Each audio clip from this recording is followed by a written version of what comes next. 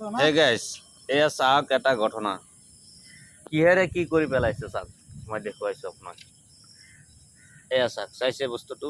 হা, মাত্ৰ এইটো দি পেলাই এই ডাঙৰ ডাঙৰ মাছ দুটা মাৰি পেলালে। এইটো প্ৰায় আপোনাৰ ৬-৭ কেজিমান হ'ব, আৰু এইটো হ'ব ৫-ৰ পৰা ৬ কেজি। তো মুঠতে ১২-১৩ কেজি ওজনৰ দুটা মাছ থাইলেণ্ড বৰষুণৰ পানীত উটি আহিছে।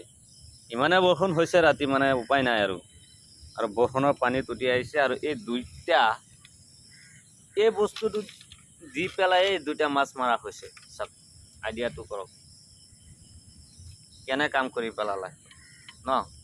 ইমান ঢেৰ মাছ ইয়াত বৰষুণৰ পানীত উটি আহিছে। চাওক পানী, বৰষুণ চাওক। বিদেশৰ কথা, বিদেশত এনেকুৱা ডাঙৰ ডাঙৰ মাছ এনেই ঘূৰি ফুৰি আছে, নাখায়। আৰু আমাৰ অসমত হ'লে মানে এবছৰতে চব ধ্বংস কৰি পেলালে হয়। ঔষধ মাৰি দি পেলাই চব মাছ মাৰি পেলাই, আৰু ইপিনে মাছ ঘূৰি ফুৰিছে, ঢেৰ মাছ আছে। আৰু এইটো দি পেলাই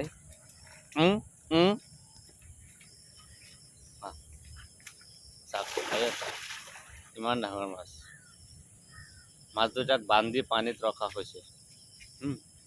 আৰু ইপিনে আমি ৰেডি হৈ আছোঁ, এইটো দি পেলাই আহিলে গপতকৈ মাৰি দিম, টপকৈ উঠাই ল'ম, নেকি?